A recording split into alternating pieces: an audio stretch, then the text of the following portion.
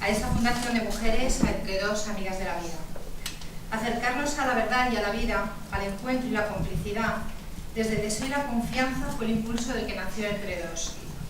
Esas verdades chiquitas que se generan con la experiencia vivida y con el intercambio amoroso y libre de pensamiento, de amistad, de relación y también, como no, de conflictos. Crear, revisar, integrar, recrear de nuevo cada palabra, cada idea, con el amor como método de nuestras madres, filósofas y escritoras. Entre Dos es un espacio donde tejemos redes desde diferentes edades, de distintas maneras de vivir, de crear o incluso de múltiples maneras de crecer. Tejemos con colores dispares, pero intentando siempre enredar desde el respeto a tanta diversidad. Este espacio que amamos se mantiene vivo de los ejercicios bancarios, subvenciones y partidos políticos. Se nutre gracias a las cuotas de las socias y al euro que cada persona, que aún no lo es, aporta cada vez que viene a disfrutar del Entre Dos de cualquier evento como este. Desde que empezamos a concebir Entre Dos, a todos nos ronda una pregunta: ¿lo estaremos haciendo bien? Y con esa duda y con nuestra firmeza de pensamiento y amor y con la seguridad de saber que forma parte de la vida tanto el equivocarnos como el hecho de que siempre habrá algo que no guste a alguien, así, a pasitos, seguimos adelante. Hay algo que nos une a todas las mujeres que estamos aquí, una relación de confianza en otra mujer, que se va enlazando entre unas y otras, de dos en dos o de varias en otras. Todas tenemos a una mujer que es nuestra referencia aquí y hemos confiado en el proyecto porque confiamos en una mujer concreta que participa en él. Esto es lo primero que compartimos las mujeres que formamos Entre Dos. Ninguna se ha aventurado sola, sino en relación con otra. Y así vamos tejiendo una participación e implicación especial. Para mí Entre Dos es un espacio de libertad, un espacio plural donde generar pensamiento, un oasis en este Madrid que insiste en volver agresivo, donde hacemos política feminista, una ventana abierta en el mundo, un claro en el bosque en el que yo, día a día, me enriquezco con las verdades y experiencias de mis compañeras. Mujeres en relación, así me lo enseñaron y así lo intento promover.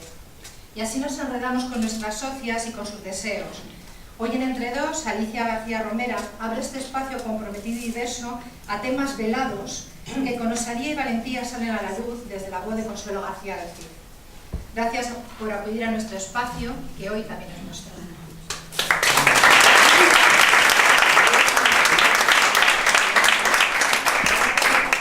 Hola, buenas tardes. Sobre todo el agradeceros que nos acompañéis. Acordaros de apagar los móviles. Mira, alguien no lo había hecho. Lo sabía.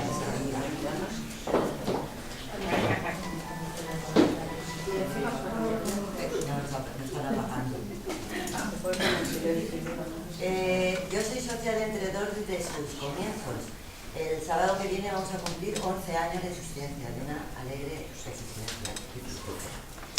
Aquí las mujeres tenemos una máxima, que es, como a alguna se le ocurra decir, echo de menos algo, echo de menos esto. Esto no vale, porque quien echa de menos algo tiene que ponerse a ello. Entonces, verdaderamente, yo sí hacía mucho tiempo que estaba echando de menos el poder presentar el libro de Desterradas hijas de Eva en este espacio.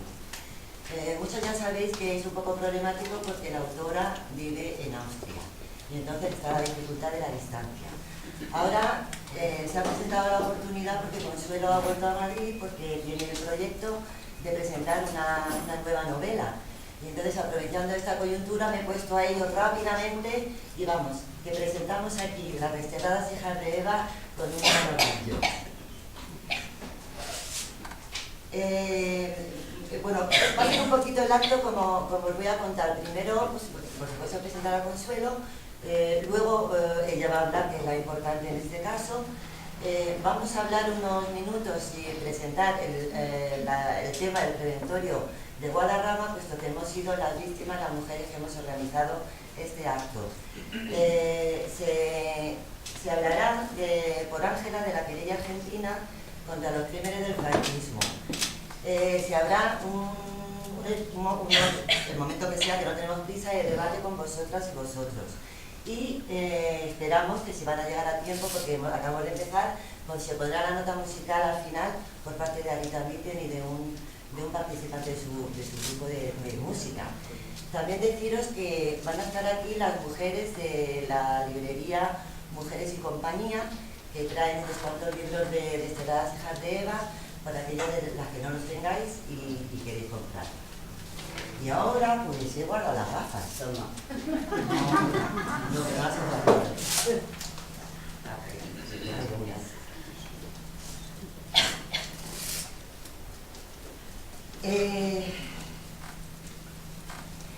Consuelo García del Cid es una escritora investigadora, es escritora también de ficción, es poeta premiada, es directora del periódico digital Tenemos la Palabra y sobre todo es una mujer luchadora, solidaria. Estas son unas virtudes, estas últimas virtudes son las que les han hecho pasar muy malos ratos y unos ratos estupendos. O sea que se ha llevado grandes disgustos y grandes satisfacciones por ser como es. Ahorita. Tampoco puedes andar. El Patronato de Protección a la Mujer, institución franquista que velaba por las jóvenes caídas con riesgo de caer. La Maternidad Reformatorio Nuestra Señora de la Almudena en Peñagrande, Madrid, para embarazadas solteras. El Preventorio Infantil Dr. Murillo de Guadarrama, en Madrid, colonias para niñas. Estos son los temas que nos desvelan su libro. Consuelo ha tenido la valentía y la osadía de sacar a la luz y denunciar públicamente, por primera vez en la historia de este país, en lo referente a la maternidad de Peñagrande y al Preventorio de Guadarrama, los malos tratos, las vejaciones, las torturas infligidas a la población femenina en estas instituciones durante la dictadura, durante el posfranquismo e incluso durante la pseudodemocracia que lo siguió. Y además con absoluta impunidad. Impunidad es la palabra clave que no solamente aquí va a ser la protagonista, sino que protagoniza la historia de este país. Consuelo nos sumerge en la terrible represión, las humillaciones, el desprecio, el adoctrinamiento fascista y nacional católico, porque además lo ha experimentado en primera persona por ser víctima de uno de estos centros. Ha tenido que investigar desde la lejanía y en la más completa soledad, contra viento y marea, porque sobre estos hechos hubo y hay un silencio absoluto de las actuales administraciones públicas, órdenes religiosas, políticos y demás cómplices. Nos pretenden borrar de la historia. Se nos niega el acceso a la información documental tanto sobre el funcionamiento de estos centros como al de nuestros expedientes personales. Todo esto nos da el perfil de esta mujer que merece nuestra atención y nuestro agradecimiento. Así que pasamos la palabra a Consuelo. Gracias.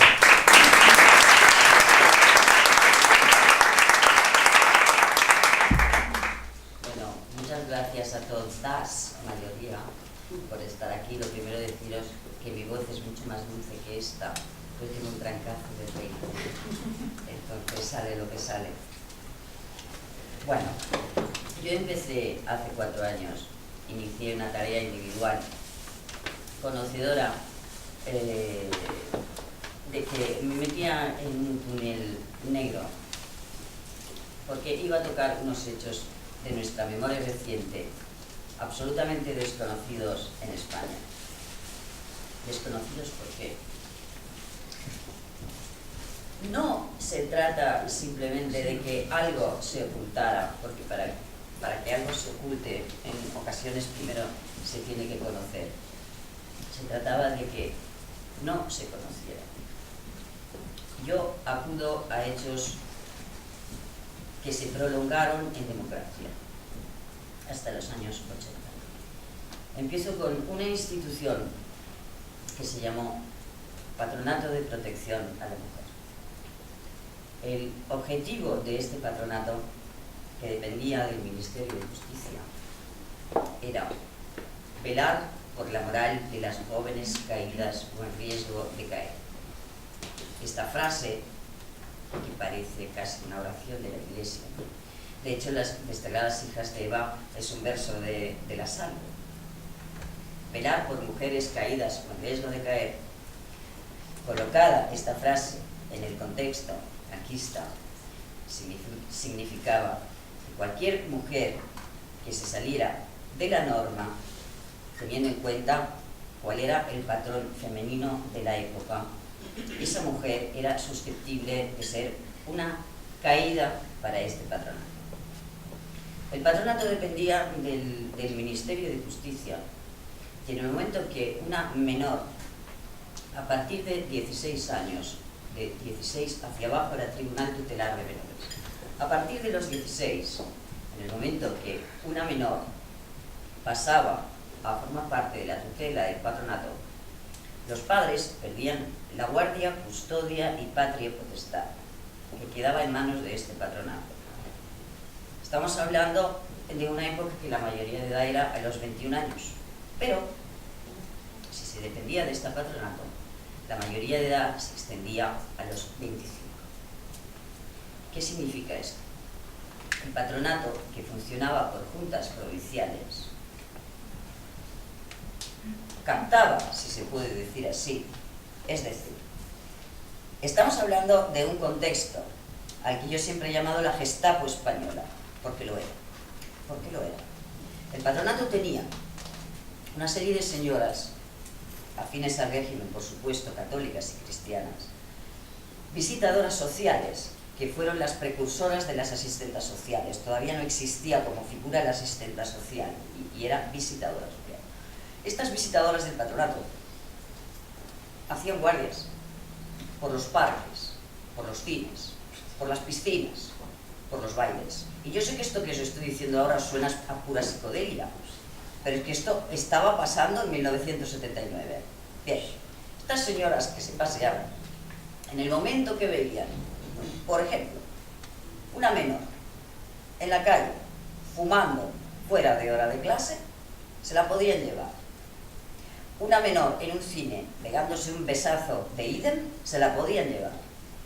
O una menor en una piscina, pues con un bañador que consideraban que no era el adecuado. Es decir, esto yo sé que es alucinante, pero no es un verso que yo me esté inventando, ni tengo ninguna intención de exagerar el contexto de lo que era este patronato. Esto era una realidad. Estaba presidido por la esposa del dictador, Carmen Polo del Campo. ¿Qué se hacía con estas menores? Estas menores eran detenidas. Entonces existía una comisaría, que no era una comisaría de policía al uso donde se llevan delincuentes, no, era la comisaría del patronato. Esta comisaría se llamaba COC, Centro de Observación y Clasificación. Estaba en la calle Arturo Soria y lo llevaban monjas trinitarias. Este lugar todavía existe y siguen estando las monjas trinitarias.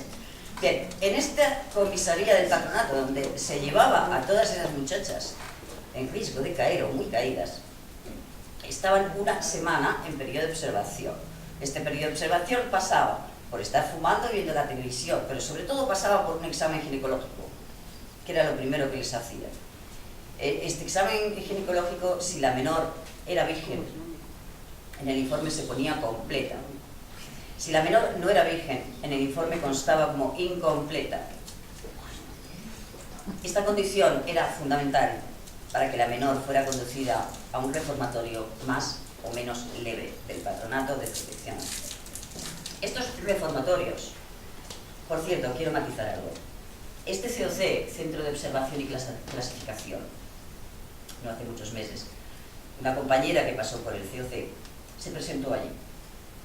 Siguen estando las monjas trinitarias, es una especie de convento. Y preguntó si quedaba alguna trinitaria de la época del COC. Y sí quedaba.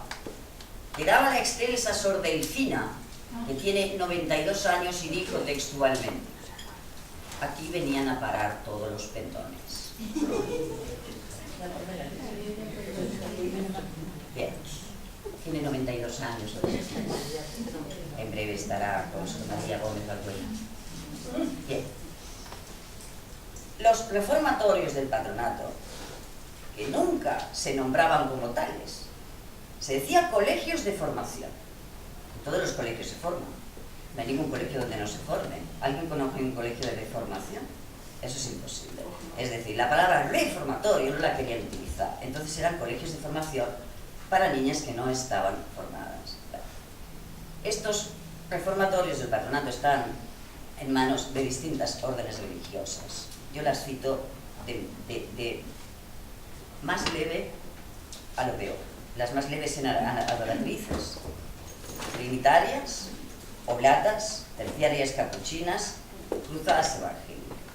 Estas dos últimas eran las más duras.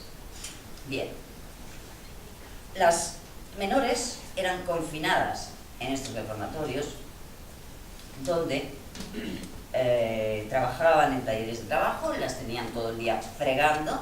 Cuando no fregaban o trabajaban, estaban rezando. Se les censuraba la correspondencia, toda su intimidad se reducía al retrete. Estaban controladas incluso las amistades. Es decir, era una cárcel de menores disfrazada. Estas cárceles hubo muchísimas. ¿Pero qué sucede? Franco muere en el año 1975. Y esto continuó. ¿Cómo es posible que esto continuara? Es decir, se seguía ingresando menores por conceptos que se escapan a la mentalidad más elemental. Es decir, yo he visto informes del patronato que no me ha costado muchísimo trabajo localizar, porque toda esta documentación del patronato y tal, la mayoría se ha quemado, lo han hecho desaparecer, pero por otro lado, como funcionaba por juntas provinciales, las menores les importaban tan poco, cuando todo esto terminó, que al dejar sus despachos tuvieron la osadía de dejar expedientes olvidados en bolsas de basura, donde ahí estaba el destino de una menor y muchas veces el final de ese informe era la muerte por suicidio. Estos reformatorios, dependiendo de si una pasaba o no por el tubo, porque aquí se trataba de que se portara bien, de que rezara mucho, de que trabajara mucho y de que cambiara más. Podían estar hasta los 25 años, pasando un primer año de arresto sin ver la calle, siempre dependiendo del centro y también dependiendo de las monjas, porque aquí no hay que olvidar que la mano que mecía la cuna eran las monjas quien tenían todo el poder sobre las menores, quien tenían el poder sobre su destino, quien permitiría o no que la viniera a visitar su padre, su madre, quien fuera. Pero ¿qué era para el patronato lo peor que podía hacer una menor? El estado peor en el que una menor se podía encontrar: estar embarazada. Una menor embarazada, una madre soltera menor en aquella época, era lo peor. ¿Qué tenían para eso? Para las menores embarazadas, durante muchos años existió un chalet en el Paseo de La Habana que se llamaba Villa Sacramento, que dependía de monjas adoratrices. Era para menores solteras embarazadas. Este chalet se quedó pequeño y se empezó a construir lo que llamaron Maternidad de la Almudena, que era el reformatorio para menores embarazadas. En este chalet que digo del Paseo de La Habana, que se llamaba Villa Sacramento, ni siquiera cabían 100 chicas. Se empieza a construir Peña Grande, que iba a tener aforo hasta 600 chicas. Lo vuelvo a repetir: Villa Sacramento, Paseo de La Habana. Cuando está construido Peña Grande y desaparece Villa Sacramento, solo dos números más allá del Paseo de La Habana, el doctor Eduardo Vela abre la clínica San Ramón, principal implicado en la trama de robo de bebés.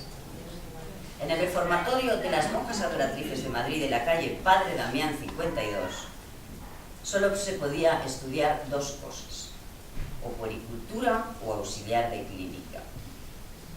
El profesor era Eduardo Vela.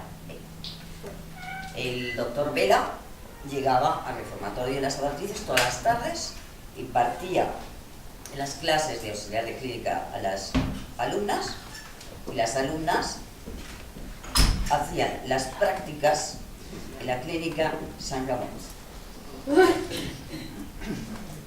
La clínica San Ramón era una clínica que tenía 10 habitaciones nada más. Tenía un trasiego tremendo. Pero durante muchísimos años nadie detecta nada, nadie sospecha nada y no pasa nada. El doctor Vela tenía una relación directa con el patronato y con unos cursos que existieron hasta finales de los 70, que se llamaron los cursos del PPO, la Promoción Popular Obrera. Estos cursos del PPO abarcaban lo que era, sobre todo, auxiliar de clínica. Vela también fue médico en el Centro de Maternidad de la Almudena Peña Grande, pero médico de pago. No era de los médicos que estaban habitualmente. Bien, se construye la Maternidad de la Almudena en Fuencarral, conocido por Peña Grande, porque el barrio se llamaba así. Bien, allí llegaban las que estaban embarazadas, porque sus padres las echaban de casa. Algunas incluso ingresaban voluntariamente porque no tenían dónde ir. O venían de otros centros del mismo patrono.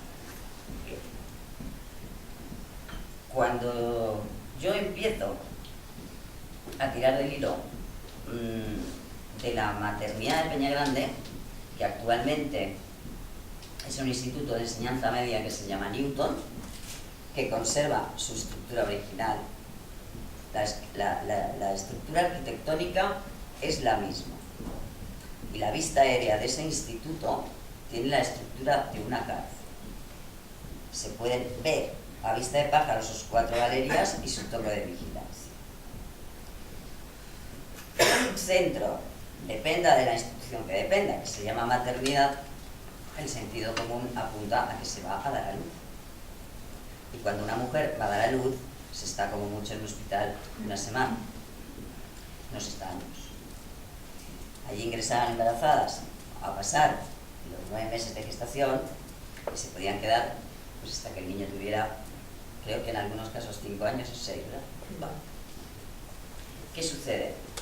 Estas menores que ingresaban en Peña Grande eran sometidas a una explotación laboral en régimen de esclavitud totalmente vejatorio. Desde de cargar sacas de correos en camiones con todo el embarazo a cuestas, trabajar a destajo en talleres de trabajo, trabajar montando carpetas, inhalando cola y barbaridades por el estilo. Teniendo en cuenta que desde el momento en que ingresaban, les recordaban constantemente que eran unas desgraciadas, que habían cometido el error mayor de su vida, que eran unas pecadoras sin remedio y que si no eran egoístas, lo que tenían que hacer era firmar unos papeles de color azul y amarillo, cediendo ese niño a la elección. Esto se les decía desde el momento en que ingresaban. Esta presión continuaba. Claro, los embarazos avanzaban, los trabajos eran durísimos, no se tenía en cuenta en absoluto su estado físico, daba igual que se encontraran bien, que se encontraran mejor, daba lo mismo. Pero no solamente esto, había una serie de castigos que pasaban. Por ejemplo, cuando habían dado a luz, si ellas no terminaban el trabajo a la hora que lo tenían que terminar, pues las castigaban sin dar de mamar al bebé. Con lo cual el bebé estaba llorando en el nido sin parar y la madre muerta de angustia porque tenía que terminar el trabajo y hasta que no lo terminara no podía dar de mamar al niño. Este era un castigo de lo más normalito que había allí. Por otro lado, y dependiendo de la década, porque no se hacía lo mismo en los 70, en los 60, en los 70 que en los 80, pero por ejemplo en los 70. En los años 70, los domingos, después de la misa, las cruzadas evangélicas, porque el centro de Peña Grande lo llevaron hasta 1969 siervas de la Dolorosa que venían de las cárceles. A partir de 1970 queda en manos de las cruzadas evangélicas. En las cruzadas evangélicas, los domingos después de misa, previo casting de las internas que ellas consideraban que eran más guapas, más educadas, más buenas, más correctas, las ponían en fila delante de unos señores que buscaban esposo. Estos señores se paseaban delante de las mujeres elegidas y hacían así, y elegían esposa. Yo he hablado con dos de estas que las casaron así, obviamente terminaron en manos de maltratadores, de alcohólicos y unas barbaridades atroces. Esto es trata de blancas aquí en Sebastopol, pero trata de blancas en manos de monjas, en nombre de Dios. Entonces, que venga alguien y me intente explicar esto de alguna manera, porque esto no tiene otra traducción, bajo ningún concepto. El Patronato de Protección a la Mujer en 1978 cambia de dirección y pasa a dirigirlo Jaime Cortezo, que era un demócrata cristiano. Cortezo empieza a visitar los distintos reformatorios y visita el de San Fernando de Henares. Y cuando ve que hay celdas de castigo, que las monjas llamaban salas de reflexión y catarsis. Porque, a ver, estas monjas lo cambiaban todo. Es decir, una celda de castigo se llamaba sala de reflexión y catarsis. Un orinal se llamaba orinal vasito de noche. Que como alguna le diera por beber, por ves. Bien. Y las bragas, cookies. Entonces, aquí se cambiaba el nombre de todo para que todo quedara eternamente confuso y que nadie pudiera decir, oiga, mire usted, a mí lo que pasa es que me han encerrado, es que yo esto no, pero es que usted tiene que estar encerrada hasta los 25 años. Bien, es Jaime Cortezo quien empieza a visitar uno a uno los reformatorios, se da cuenta de lo que hay ahí y empieza a cerrarlos lentamente. Pero ya estamos hablando de 1978. Es decir, Franco llevaba muerto 3 años. Entonces, una se pregunta, ¿cómo es posible que en democracia esto siguiera funcionando? ¿Dónde quedaba el concepto de mujeres caídas o riesgo de caer? Porque si caer era fumar, un cigarro, un porro, bueno, si caer era un beso con refregón, bueno, y un porro era estar en lo último, bien. Pero es que estamos hablando de 1978, cuando se legalizan los bingos, cuando se pueden ver películas porno, la época del destape, en el cine todas las mujeres en pelotas, y resulta que por cosas que eran pura psicodelia, seguían encerradas las menores. Entonces, ¿cómo era posible esto? Porque se las olvidó.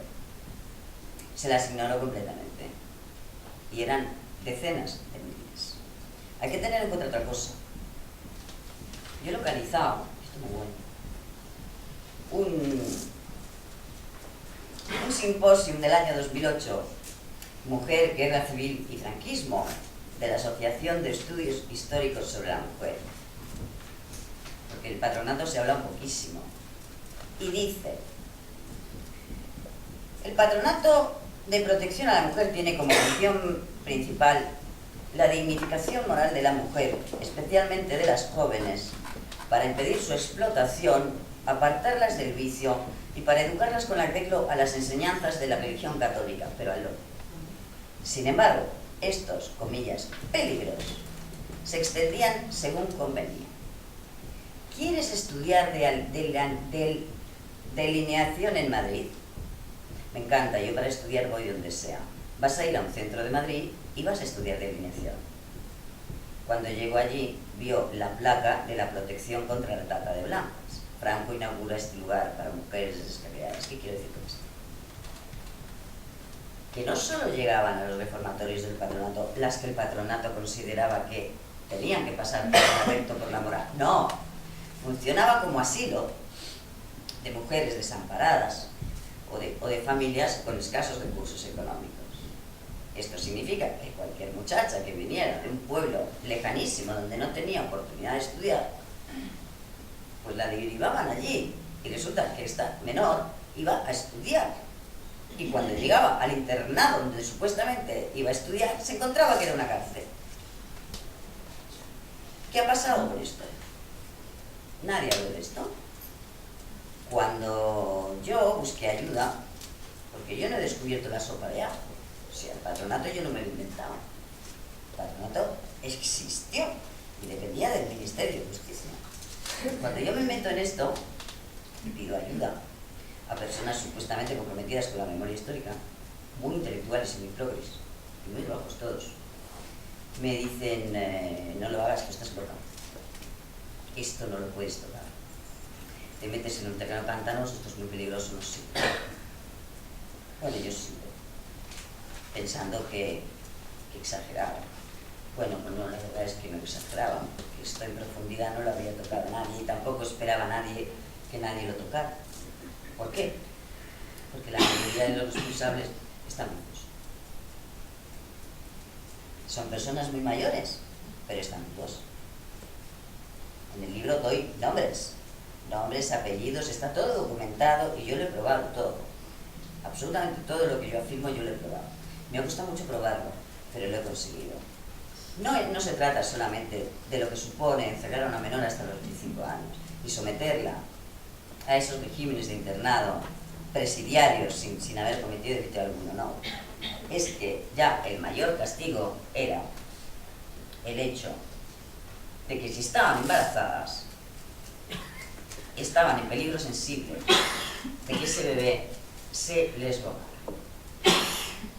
No descaradamente, porque todo se hacía muy civilinamente. ¿Cómo lo hacían? En el centro de Peñagrande. Pues las que veían que no tenían visitas, estaban completamente abandonadas, en el momento de dar a luz, las presionaban. Algunas es cierto que llegaron a firmar un papel, pero eso no significa que esas mujeres dieran un niño a la adopción. Porque si a una menor de edad embarazada se la ingresa en un centro semejante, se la somete a un trato tan sumamente vejatorio, se la hace trabajar con la comida en la boca, lo que le estás enseñando es a odiar a tu hijo. Lo primero que estaban haciendo eran aniquilar madres en potencia. Y lo segundo, no las ayudaban absolutamente nada a defenderse en la vida con esa criatura, sino que su objetivo era que no tuvieran esa criatura, que dieran esa criatura. Tenían dos sistemas. O se los quitaban directamente en el momento de dar a luz y decían que había muerto, o cuando el niño ya estaba en el mundo, decían que el niño estaba enfermo y lo llevaban a una planta que llamaban el botiquín. Y del botiquín no bajaban. Tu niño está enfermo y tu niño se ha muerto. No, el niño se ha muerto. El niño lo has vendido a una lista que hay de señores que iban a buscar niños. Porque en las destacadas de EVA aporto el documento que se puede leer cómo se pedían los niños en Peñagrande, o sea que más o menos traducido al lenguaje del vulgo es: mire usted, yo tengo una familia buenísima, cristianísima y con dinero, y quiere un niño y brisa, démelo usted. Es exactamente así, y el niño se podía tener en 24 horas. Tan fácil como que se pusiera de parto una interna. Ya tiene el niño. Además, resulta que las partidas de nacimiento se hacían allí mismo, en Peñagrande, las hacían en interno. Por ahí desfilaba un señor oficial de juzgado con los impresos en blanco y una interna los rellenaba. O sea, más cachondeo y más descaro no podía ser. Y allí se podía poner lo que una quería. Porque no en todas las ocasiones se ponía el nombre de la madre biológica. Se podía poner directamente el nombre de la madre adoptiva, con lo cual el rastro biológico de esa criatura está perdido en el tiempo para siempre. Y todo esto se sabía. Y no pasaba nada. Y mientras tanto estaba el doctor Vela en la clínica San Ramón con su trasiego de niños. Y después estaba también Santa Cristina, etcétera, etcétera. Pero en el asunto del robo de bebés, la palabra patronato no la había pronunciado nadie. Cuando yo sostengo que desde los años 60 la trama partía de este patronato. Porque ¿qué tenía el patronato? Tenía niñas desamparadas, abandonadas, socialmente rechazadas y encerradas en un correccional. Era blanco y en botella. Yo con estas niñas hago lo que quiero. Si le estoy negando la mayoría de edad a los 21 años, la estoy extendiendo a los 25, la tengo encerrada, la hago trabajar, es que me quedo su niño. Así de claro. Bien, quien asume la dirección en 1978 del patronato es Jaime Cortezo. Cuando Jaime Cortezo se da cuenta de lo que se ha estado haciendo, que se continúa haciendo, lentamente se van cerrando los correccionales. Curiosamente, Jaime Cortezo murió asesinado a puñaladas en su coche. Bien. Cuando yo prácticamente tenía el libro terminado, pues estaba hablando con... Se va a enfadar conmigo. Pues estaba hablando con una amiga mía. Y entonces ella me dice, verás, es que yo estuve en el preventorio. Y yo le digo, ¿qué? Me dice, preventorio. Y yo, a mí lo de preventorio me sonaba a purgatorio, ¿no? Es una palabra fonéticamente muy desagradable. Y yo no sabía lo que era un preventorio. Bueno, entonces me dijo, mira, tenemos un grupo aquí en Facebook, mira, a ver. Bien. Entonces yo cuando empiezo a ver la cantidad de gente que hay y lo que están contando, digo, esta mía se me escapa totalmente, o sea, ¿esto qué es? Yo empiezo a recoger testimonios, empiezo a buscar información. Claro, una se da cuenta de que oficialmente existe la información que han querido que quede. Lo justito para que algo quede bien o quede regular, pero nadie cuenta que hay una loca en alguna parte del mundo que va a meter el dedo ahí. Bien, pues resulta que los preventorios se crean con la intención de prevenir la tuberculosis, cuando en España la tuberculosis era una gran pandemia, pero es para prevenir, preventorio. Con lo cual, no ingresaban niñas enfermas. Bien. Se trataba de lugares que estaban apartados de las ciudades, en la sierra o en la playa, había muchos, ¿no? Pero yo me centro en el que me presentan, que es el preventorio de Guadalajara. Bien. Entonces resulta que señoritas de la sección femenina de Falange se paseaban por los colegios de barrio ofreciendo unos folletos. En esos folletos presentaban unas vacaciones bucólicas de verano. Vamos, Heidi, una maravilla. Era todo muy bonito. Iban a estar maravillosamente allí las niñas, rodeadas de naturaleza, de paz y amor, a comer maravillosamente y a bailar el come la patata, monísimas, vestidas todas. Claro, las niñas les soltaban una charla, la sección femenina, las niñas llegaban a casa, oye, mira mamá, que yo quiero ir aquí. Bien. Bueno, resulta que cuando ellas llegaban, primero las reclutaban en un lugar determinado donde salían en autocar. Y cuando ellas llegaban allí se encontraban en un patio enorme, hago el pedepito, donde las cortan el pelo, les ponen polvos en la cabeza, las tienen un día entero con una toalla con pelos, perdón, con esos polvos, que era para quitar piojos o liendres o lo que fuera, pero en el acto la niña es maltratada desde que llega. Bueno, desde pegar físicos, castigos físicos, bofetadas, puñetazos, quemar culos con una vela, hacer comer el vómito y todo tipo de barbaridades. Estamos hablando de niñas, creo que era de 5 años. De 5 a 12 o 13. Máximo 13. Máximo 13 años. Se solía estar meses, lo que era el verano, pero algunas se quedaban más tiempo. ¿Por qué? Porque había un índice muy alto de familias socialmente desfavorecidas que lo que hacían era llevar a sus hijos a sus hijas a ese preventorio para que engordaran, para que comieran, para que se sanearan. Por supuesto, ahí no las enseñaban nada. Las dejaban leyendo cuentos y a golpe de pito. Bien, ¿qué sucede? Cuando empiezan a salir los testimonios del preventorio de Guadarrama, cada vez eran más. Porque, claro, estamos hablando de unas supuestas colonias de verano que, de alguna forma, cada 3 meses se renovaban. Con lo cual, era una multiplicación en el tiempo. Estábamos hablando de muchísimos miles de niños. Al ser una cantidad tan ingente de niñas, aquello adquirió una dimensión tremenda, porque es que además hablaban personas pues, que habían estado, a lo mejor, una había estado en el año 50 y algo, y hablaba otra del año 70, o sea, que no se conocían, era imposible, o sea, es que ni queriendo ponerse de acuerdo se podía poner de acuerdo nadie también, y es que te estaban contando exactamente lo mismo.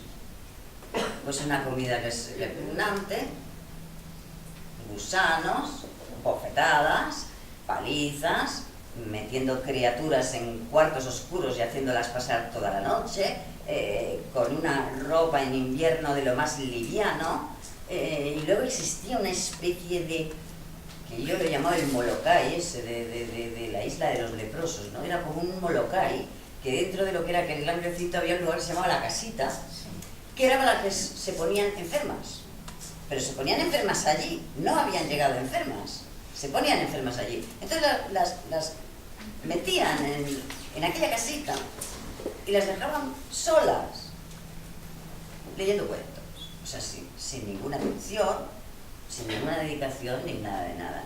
Bien, el tema preventorio alcanzó una dimensión tan grande que yo, pese a tener fecha de entrega editorial del libro, yo decido retrasar la entrega del libro para incluir el preventorio. Pero claro, yo intento meterme al máximo en el tema preventorio, no encuentro documentación oficial ninguna, todo eran testimonios, pero resulta que tirando del hilo de cada testimonio me empieza a encajar un puzzle completamente macabro en el que niñas que habían pasado por el preventorio después se fueron al patronato, niñas que, bueno, chicas que después se quedaron embarazadas pasaron por Peñagrande. Con lo cual, el Estado tenía un menú diseñado para destruir a la mujer y hacer de la mujer el patrón social que quería el franquismo.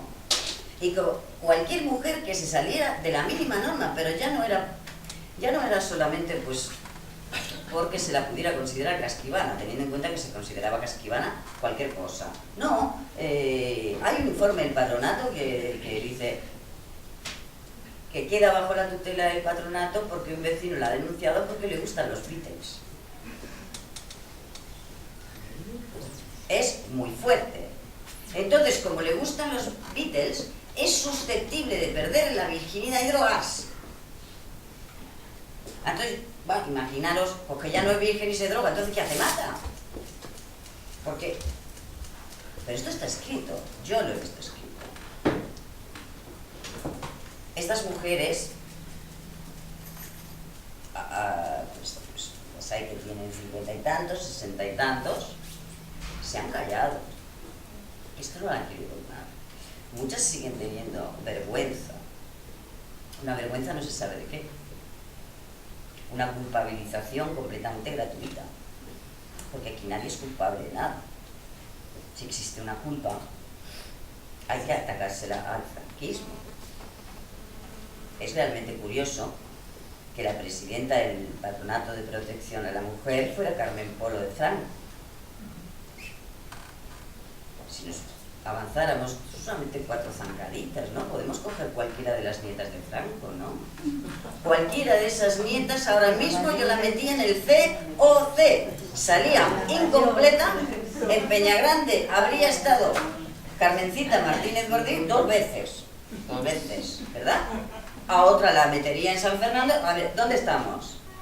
¿Esto qué es? Bien, los informes del Patronato de Protección a la Mujer, las causas de internamiento, son tan sumamente atroces. ¿Cómo se describen? Se la arresta por estar vendiendo tabaco en la calle. Se la arresta porque tiene un soldado con el que pretende casarse. Se la arresta porque recibe malos ejemplos de una hermana suya. Se la arresta porque sus padres les dan mal ejemplo. Es que encima muchas veces no eran ni ellas, eran los padres. Entonces, si la conducta de los padres no les gustaba, a quienes le daban era la hija. Esto funcionó, patronato, hasta más o menos 1984. De hecho, el centro de Peñagrande se cierra en 1984, versión oficial, porque las cruzadas evangélicas estaban muy alarmadas por la persecución que los socialistas estaban haciendo a la Iglesia. Este centro se cierra, las que quedaron allí fueron destinadas a otros centros de maternidad, algunos bastante más livianos, y finalmente Peñagrande desaparece. Lo que quiero decir con esto, por este centro pasaron decenas de miles de mujeres, es prácticamente incuantificable, porque la mayoría de los expedientes han desaparecido o se han quemado. También una inmensa mayoría no quiere hablar de este tema porque lo vive como una vergüenza. La cuestión es que esto es algo que sucedió, se extendió en democracia y no hay que olvidarlo. Y que de este tema no se extraiga solamente el robo de bebés, que es absolutamente atroz, por supuesto. Se robaron bebés, se robaron adolescencias y se robaron vidas, porque muchísimas, no quiero exagerar, muchas internas se suicidaron en estos centros. Porque si a una niña de 15 años le dicen que vas a estar metida en un lugar así hasta los 25, es comprensible que no quiera seguir viviendo. Esos suicidios se justificaron como intentos de fuga. Esas muertes, oficialmente, es porque se cayeron de una escalera. No se cayeron de una escalera, se tiraron por una escalera. En concreto en Peñagrande ya no existe, pero existía una escalera muy emblemática, que yo la he visto, por donde se tiraban. Y no fue una ni dos. Obviamente no se puede cuantificar cuántas menores se suicidaron estando en esos centros. Pero yo insisto en llamar al Patronato de Protección a la Mujer la Gestapo española, porque lo fue. Y no hay que olvidarlo, porque siempre tenemos que pensar que el país que niega o olvida su historia está irremediablemente condenado a repetirlo. Gracias.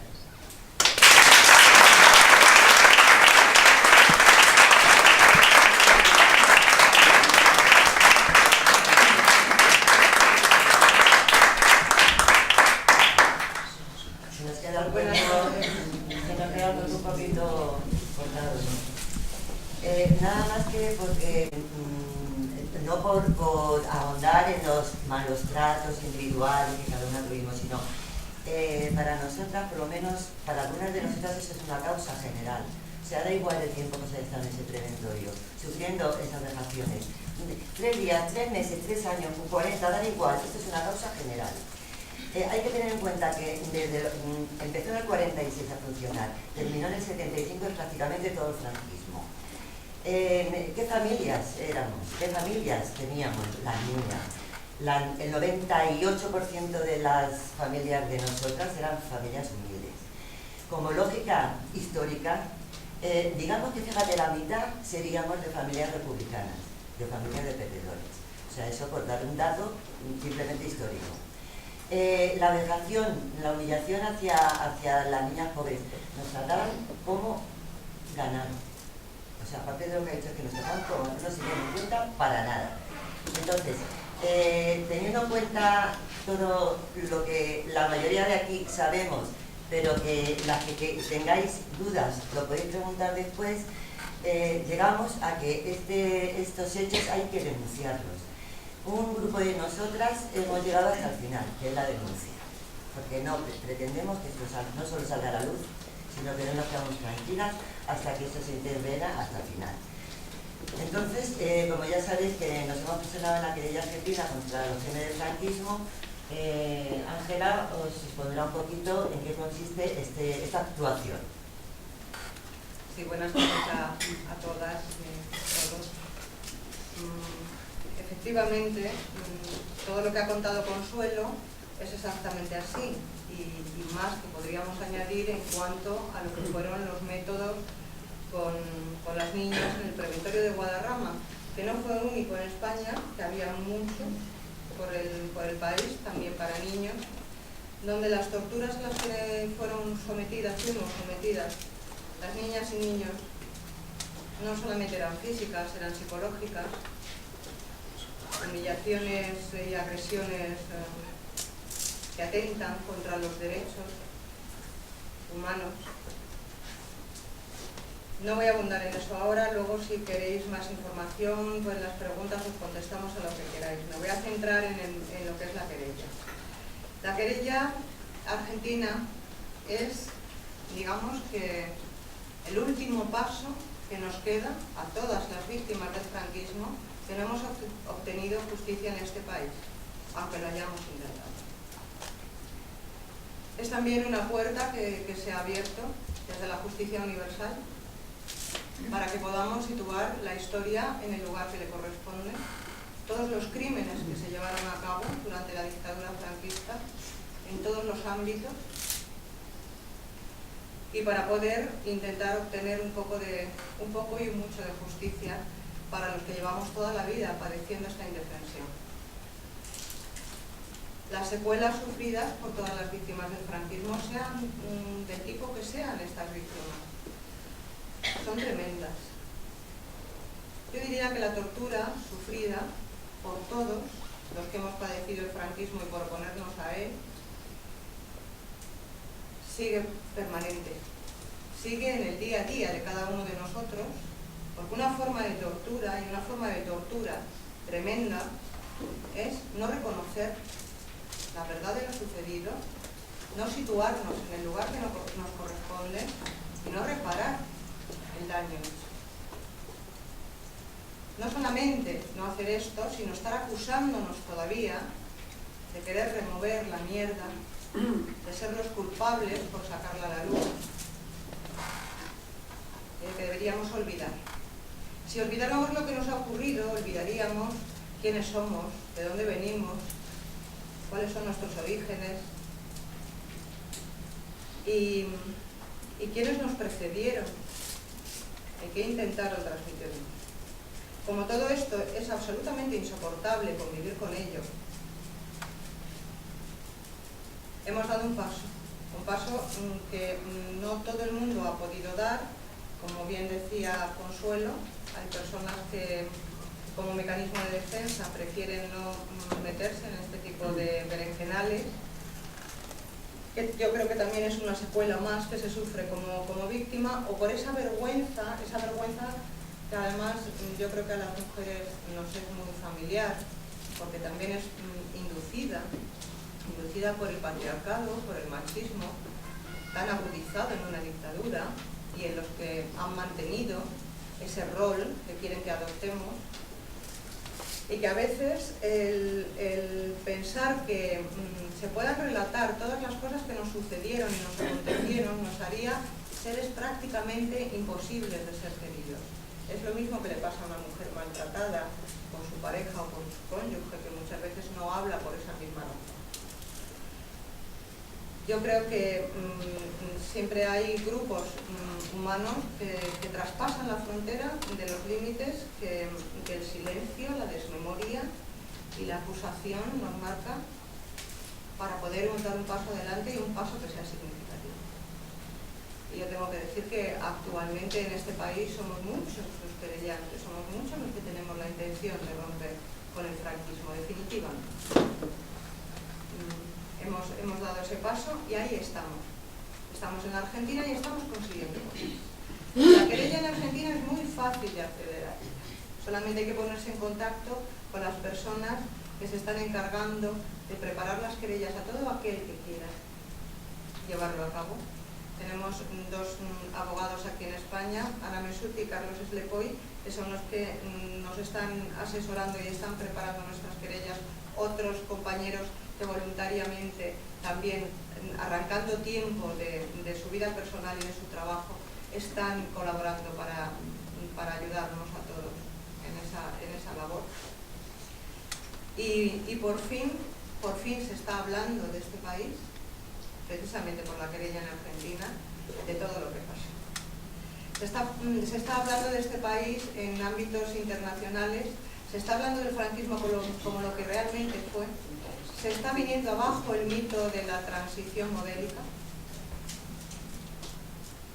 y se está resquebrajando la impunidad. Y en la medida en que esa grieta se hace cada vez más amplia y más profunda, tenemos más posibilidades de ganar y de hacer justicia, que es lo mismo, exactamente lo mismo. Hemos conseguido, todos, y digo hemos conseguido porque todos somos uno en esta causa, y todas las víctimas estamos hermanadas, víctimas o como a algunos compañeros les gusta llamarnos resistentes, estamos hermanados en esta causa y celebramos los logros que se consiguen todos a una.